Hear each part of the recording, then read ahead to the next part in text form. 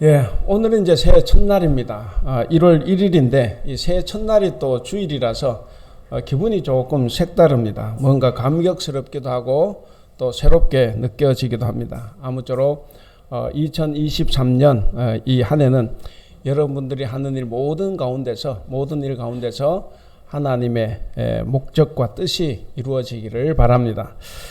자, 하나님의 뜻과 목적을 이루기 위해서는 그리스도인으로 부름받은 우리에게 주어진 공통된 또 목적과 뜻이 있습니다. 그런 목적과 뜻이 무엇인지 원래 이 교회 표 성구들을 통해서 우리가 한번 살펴보며 은혜를 나누고자 합니다. 자, 먼저는 예배자로 살아가는 우리는 하나님과 언약을 지키며 살아가야 합니다. 우리 시편 50편 5절 오늘 말씀 다시 한번 읽어보겠습니다. 시작. 이르시되 나의 성도들을 내 앞에 모으라. 그들은 제사로 나와 언약한 이들이니라 하시도다. 자, 여기 보면 하나님은 성도들을 제사로 나와 언약한 자다 이렇게 말씀하고 계십니다. 이것은 이제 출애굽 후에 맺었던 시내산 언약을 염두에 둔 표현입니다. 그러니까 이스라엘 백성들은 출애굽을 해서 시내산에 오죠. 그래서 시내산에서 하나님과 언약을 체결할 때 동물들을 잡아서 피를 흘려 하나님께 제사함으로써 언약의 징표를 삼았습니다. 그래서 이 피가 대단히 중요하죠. 자, 이렇게 이 언약을 맺을 때 이스라엘 백성들은 덤으로 한 가지를 반드시 해야 됩니다. 뭐냐면 하나님께서 명하신 모든 말씀들을 반드시 지키겠다라고 맹세하는 겁니다. 이렇게 하나님과 언약을 맺은 이스라엘 백성들은 하나님의 백성이 되어서 늘상 하나님을 예배하며 살아가는 자들이 되었습니다. 이것은 하나님의 자녀로 택함을 받은 오늘 우리 신약의 성도인 우리에게도 똑같이 적용이 됩니다. 우리 역시도 하나님의 택함을 받았습니다. 하나님의 택함을 받고 구원을 누리고 그리고 하나님을 예배하는 삶을 살아가야 하는 자들입니다. 자, 오늘 본문 시편 이 말씀에서는 하나님과 제사로 언약한 이들을 뭐라고 부릅니까? 거기 보면 성도다라고 부르죠. 성도라고 하고 그리고 그들을 내 앞으로 하나님 앞으로 모으라 이렇게 말씀을 하고 있습니다. 그러니까 이 말씀은 무슨 말씀이냐면 우리의 정체성을 다시 한번 확인해 주는 말씀입니다. 우리도 하나님과 언약을 맺었죠. 하나님과 언약을 맺었기 때문에 그 언약, 그 말씀을 성실히 이행해야 한다 하는 것을 말씀하고 있습니다. 그래서 우리는 끊임없이 하나님과 교제하고 하나님과 대화하고 하나님 앞에서 하나님을 기뻐하는 그런 삶을 우리가 살아가야 합니다.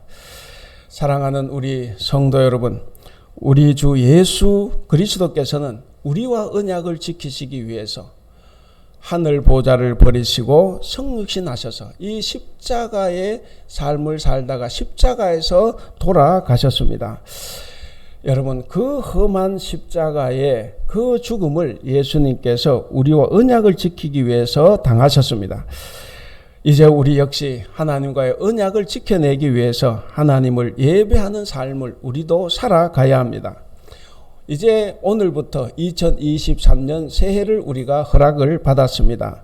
2023년 이 삶이 하나님과의 언약을 지켜내는 삶, 곧 하나님을 예배하는 삶이 될 수 있기를 바랍니다. 자, 그런데 시편 50편을 펴놓고 계시면 좋습니다. 근데 당시 이스라엘 백성들은 하나님과 시내산에서 언약을 맺었어요. 근데 그 언약대로 살았습니까? 당연히 못 살았죠. 그렇게 못 살았습니다. 이 시편 50편 전체를 보면 그들은 늘상 하나님의 율법을 입술로는 외쳤어요. 입술로는 외쳤는데 근데 그 말씀을 준행하지는 않았습니다. 그러다 보니까 제사, 곧 예배가 붕괴되고 말았습니다.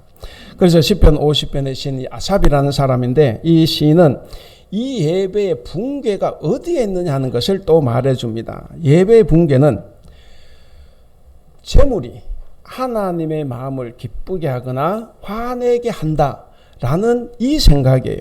이것 때문에 예배가 붕괴됐다는 거죠. 그러니까 여러분, 성경에서는 이 제물 혹은 헌금에 초점을 맞추는 종교는 참다운 종교가 아니다 하는 것을 말해 줍니다. 우리 그 시편 50편 13절 한번 읽어볼까요? 시작. 내가 수소의 고기를 먹으며 염소의 피를 마시겠느냐. 이게 뭐겠습니까? 이 말씀은, 이 반문성 힐책은 예배의 중심이 제물이 아니다는 것을 웅변적으로 우리에게 증언해 주는 말씀입니다. 뿐만 아니라 신앙의 본질적인 측면에서도 하나님의 말씀을 입술로만 외치고 실제로는 악과 연합하는 삶을 살아간다고 하면 우리 하나님은 그것을 엄히 징계하실 겁니다. 여러분, 우리의 삶이 따라가지 않고, 우리의 정직하고 거룩한 삶이, 그런 삶이 따라가지 않고 입술로만 진리를 외치는 것은 반드시 하나님으로부터 징벌을 받게 돼 있습니다. 그것이 성경의 가르침입니다.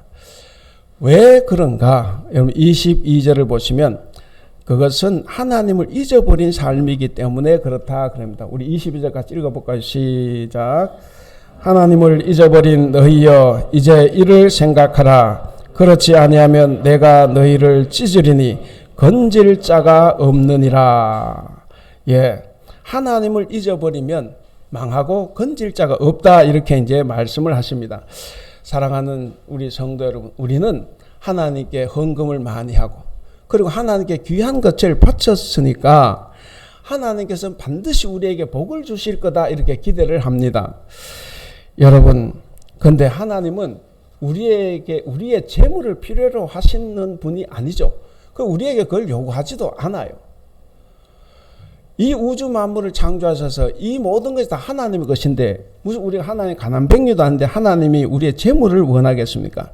따라서 내가 무엇인가 바치면 하나님께 유익이 되겠지 하는 생각을 버려야 합니다. 그렇지 않으면 우리가 자꾸 반대급부를 생각을 해요. 혹시 오늘 또 헌금을 준비하면서 이렇게 바치면 하나님께서 나에게 복을 주시겠지, 이 생각하면 안 돼요.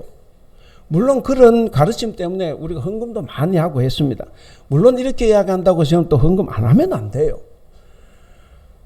헌금은 해야 하지만 근데 이것으로 하나님께서 내게 복을 주시지, 이런 생각은 하지 말아야 합니다. 여러분, 헌금과 재물과 헌금은 하나님께 감사함으로 바치는 거예요.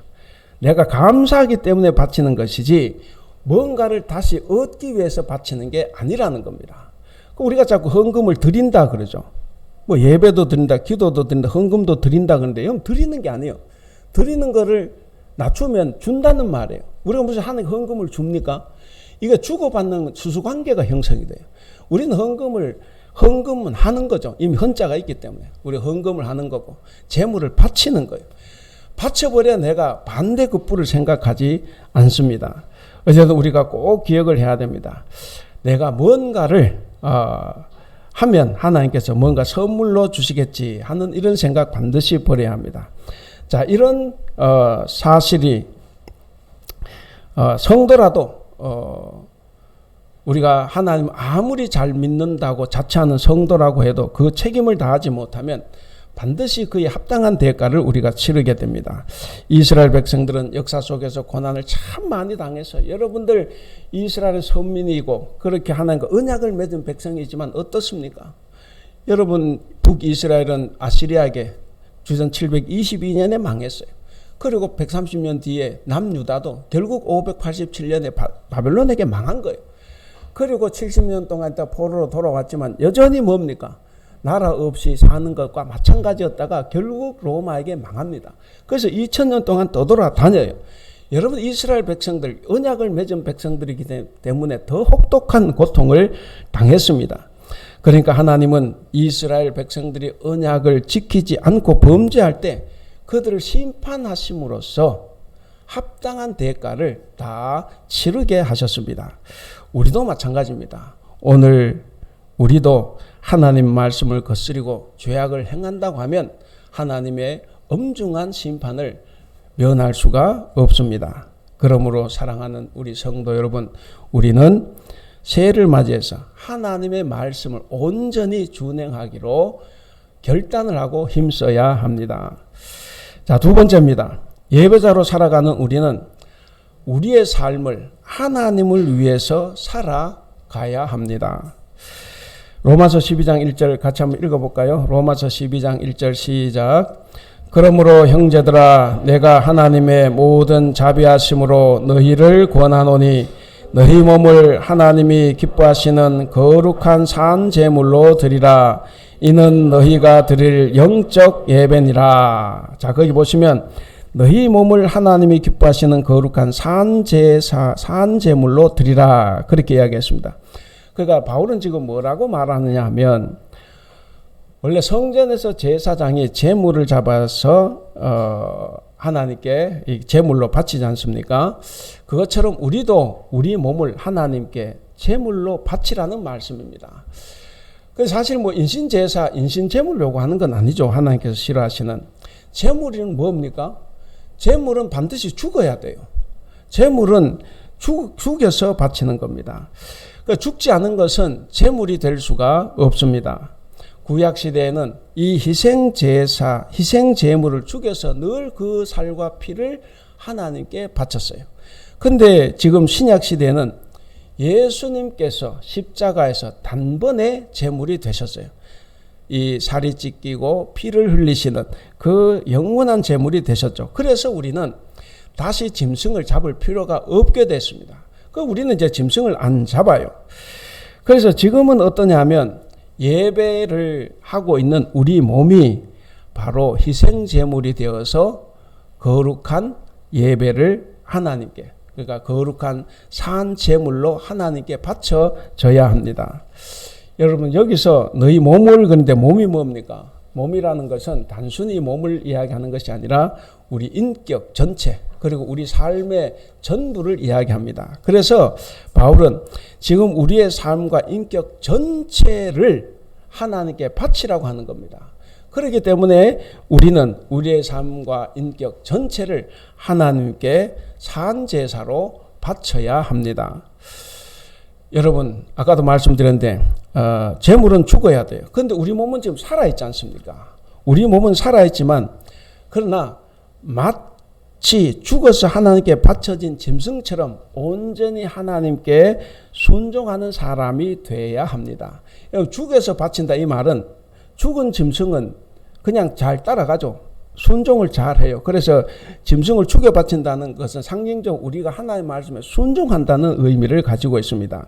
그러니까 우리가 생각하고 말하고 행동하는 모든 것, 그러니까 우리의 삶 전부가 하나님께 제물로 바쳐져야 한다는 말씀입니다. 그렇다고 하면 우리는 삶이 좀 바뀌어야 됩니다. 나 자신의 고집이나 아집 이런 것을 다 버리고 온전히 하나님의 뜻에 순종하는 하나님의 사람이 되어야 합니다. 늘 말씀드리지만 우리가 신앙생활을 어디 하루 이틀 합니까? 10년, 20년, 30년, 40년을 하는데도 자기 고집 하나 못 부리고 그 성격 하나를 못 고쳐요. 이것은 신앙이 바른 것이 아닙니다. 우리는 다 버리고 하나님의 사람이 되어야 합니다. 우리의 전인으로 행하는 모든 삶이 하나님께 제물이 되어서 바쳐져야 합니다. 여러분 예수님이 이제 이 땅에 오셔서 어떻게 사셨습니까? 바로 예수님의 삶이 우리에게 가르쳐 줍니다. 예수님께서 이 땅에 사실 때 자신이 하나님의 아들 그리고 하나님께서 보내신 메시아 그리스도라는 것을 어떻게 우리에게 보여주셨습니까? 바로 예배자의 삶으로 보여주셨습니다. 사람들을 대하는 예수님의 그 따뜻한 태도, 병자들을 대할 때의 그 측은지심, 마음이 아프고 상한 자를 대할 때 그들을 보는 예수님의 공감 능력, 심지어 홀로 있는 순간조차도 성실하고 정직하게 사셨던 예수님의 삶이 바로 내가 하나님의 아들이고 하나님의 본체이고 내가 메시아라는 것을 그대로 다 보여줬습니다. 사랑하는 우리 성도 여러분, 하나님께서는 2023년 올 한 해를 우리에게 허락해 주셨습니다. 예수님을 믿고 따르고 있다고 하면 우리 역시도 우리의 모든 삶의 순간이 하나님께 예배하는 시간이 돼야 합니다. 여러분, 우리의 삶, 우리의 모든 순간이 예배임을 자각한다고 하면 우리의 말 한마디, 우리의 행동 거지 하나 다 바뀌어야 됩니다. 바꾸기 위해서 좀 더 절제되고 정제되어 있는 아름다운 제물로 우리가 하나님께 바쳐져야 한다 하는 것을 꼭 기억할 수 있기를 바랍니다. 자, 마지막 세 번째입니다. 예배자로 살아가는 우리는 하나님 앞에 영적 예배를 드려야 합니다. 여러분, 여기에 바울은 우리의 삶 전체가 예배가 되어야 한다는 것을 지금 계속 강조하고 있지 않습니까? 그것이 곧 영적 예배라는 거예요. 로마서 12장 1절 다시 보면 너희 몸을 하나님이 기뻐하시는 거룩한 산제사로 드리라. 이는 너희가 드릴 영적 예배다 그랬습니다. 여러분, 영적이라는 말이 뭡니까? 우리는 교회에서 너무 자주 쓰다 보니까 쓰면서도 뭔 말인지 모르는 게 많아요. 영적이다. 하나님과 인격적인 관계를 맺었다. 뭐 이런 것. 근데 그게 뭔데 이렇게 물어보면 또 우리는 또 잘 몰라요. 잘 모르는데 우리가 뭐 간단하게 생각을 해봐야 됩니다. 영적이란 말이 뭡니까? 영적이란 말. 교회 와서 열심히 기도하고 헌금하고 봉사하고 뭐 교회라면 발벗고 나서는 이런 것이 영적이겠습니까? 그게 아니라는 건 지금 우리가 계속 이야기하고 있지 않습니까? 영적이란 말은 하나님의 형상으로서의 사람, 하나님의 형상인 사람으로서 합당하게 살아가는 삶을 말합니다. 그러니까 우리는 하나님의 형상이고 우리는 하나님의 사람이에요. 그럼 거기에 합당한 삶을 살아가는 것이 곧 영적이다 하는 말입니다. 우리가 이 말씀 우리가 잘 기억을 해야 됩니다. 바로 바울은 이 말에서 영적 예배라고 이야기하고 이 영적 예배라는 것은 교회 건물에 제한을 받지 않습니다. 그러니까 영적 예배는 장소를 초월하는 거죠. 우리가 매일매일 살아가는 삶의 현장이 바로 예배 장소다 하는 말씀입니다. 구약시대 사람들에게는 장소가 제한되어 있었죠. 그래서 제사를 지낼 때, 제물을 바칠 때는 꼭 예루살렘 성전으로 갔습니다. 그런데 오늘날 우리 신약의 성도는 어떻습니까? 신약의 성도는 우리 몸 자체가 하나님의 성전이에요.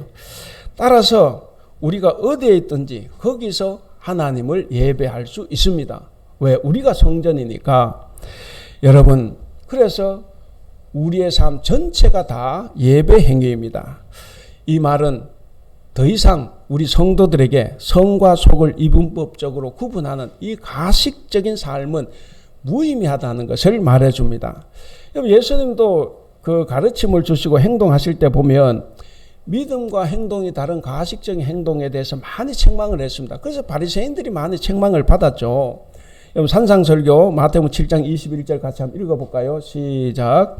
나더러 주여 주여 하는 자마다 다 천국에 들어갈 것이 아니요 다만 하늘에 계신 내 아버지의 뜻대로 행하는 자라야 들어가리라. 자, 여기서 예수는 뭘 강조하시는 거예요? 우리가 교회나 어디 가서 집단이 모여서는 어디 가서 주여 주여 하고 막 하는 이것이 중요한 것이 아니라 하나님의 말씀을 행하는 것. 그래서 예수님은 지금 우리의 행동, 삶, 행위를 중요하게 생각을 하고 계십니다. 그걸 강조한 거예요. 그러니까 바울도 예수님처럼 예수님께서 촉구하셨던 신앙적인 결단을 다시 한번 재강조하고 있는 겁니다. 그래서 시편 50편 5절, 그러니까 아삽이나 그리고 예수님이나 바울 다 우리의 신앙의 결단을 지금 촉구하고 있습니다. 여러분, 일상생활이 가식적으로 흐른다고 하면 우리의 신앙은 아무런 가치가 없습니다. 아무리 겉보기에 화려하고 아무리 맡겨진 일을 충실히 잘 감당한다고 해도 내가 세상에 나가서 삶이 전혀 다르다고 하면 전혀 그것은 하나님께 무의미한 거라는 거죠. 오늘날 우리 한국 교회가 왜 사회 신뢰도가 제일 떨어집니까? 바로 그것이 따라가지 않기 때문에 그런 겁니다.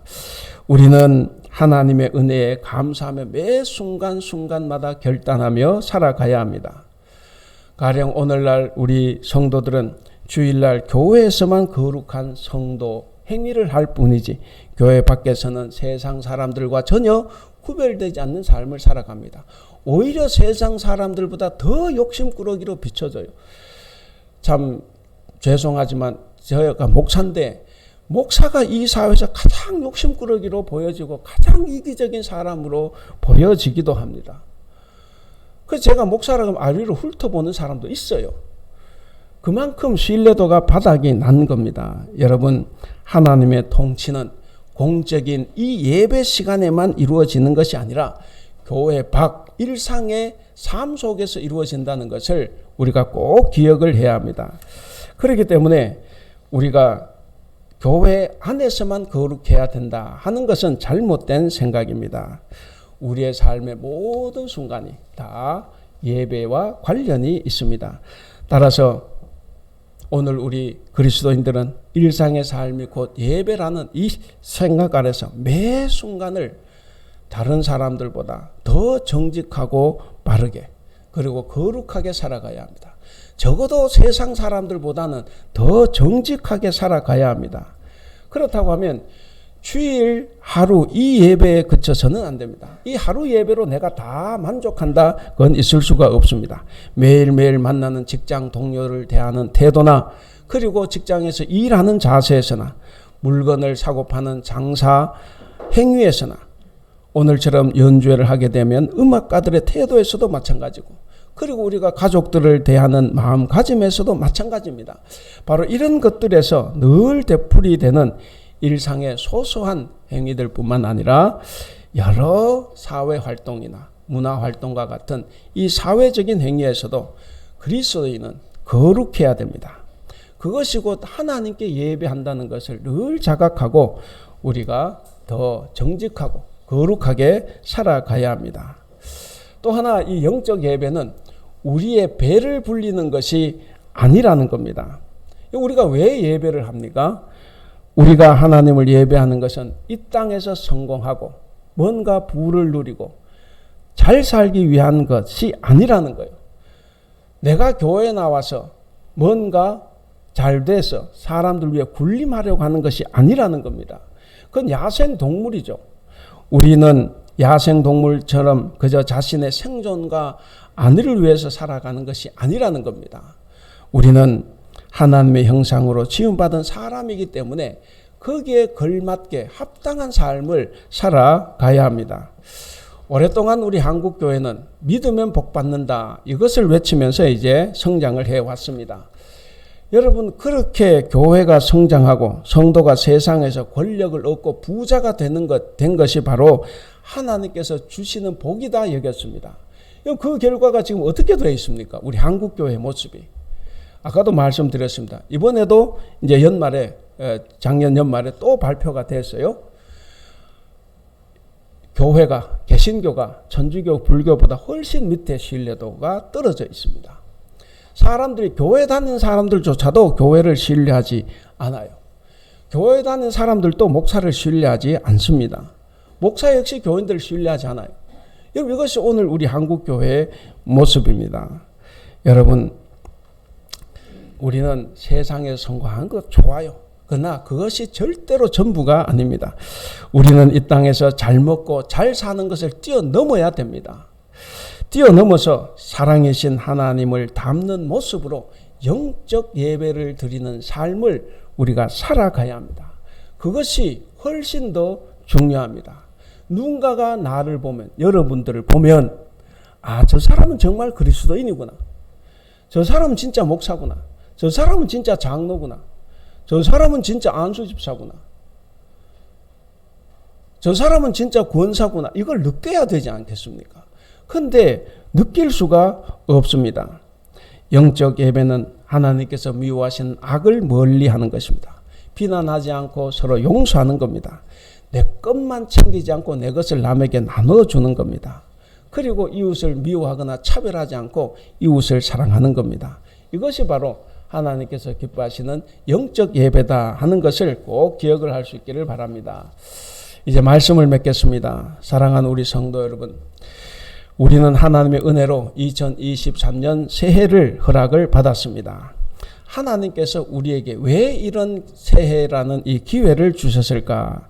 그 이유는 우리를 향하신 하나님의 목적과 뜻을 이루기 위함이다 라고 생각해 볼 수가 있습니다.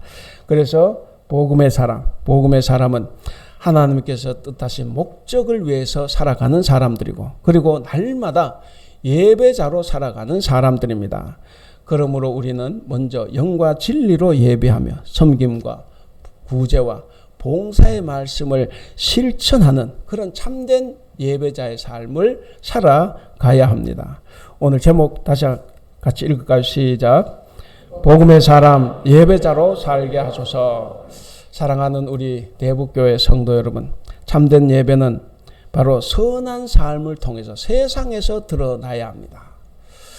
오늘 이 한 시간 거룩한 예배는 이 시간에 여러분들이 조용히 앉고 경건하게 앉고 거룩하게 앉아서 예배하는 것에서 결정나는 것이 아니고 6일 동안 이미 결정하고 여기 들어오는 겁니다. 6일 동안 세상의 삶에서 어떻게 살았느냐가 오늘 이 예배가 거룩한 예배냐 아니냐를 결정을 합니다. 만약에 일주일의 삶이 잘못돼서 오늘 예배가 거룩하지 못하다고 하면 회개를 해야 합니다. 회개하고 일주일 동안 거룩하게 살고 그리고 거룩한 예배를 위해서 다음 주에 와야 합니다. 여러분, 올 한 해 우리는 교회 밖 세상에서 거룩하고 선하게 살아가는 그런 복음의 사람, 진정한 예배자가 되어서 위기에 처한 우리 한국교회를 좀 새롭게 세우고 그리고 우리의 삶을 변화시킴으로써 2023년 새해는 하나님의 마음에 합한 성도들이 다 될 수 있기를 주님의 이름으로 축원합니다.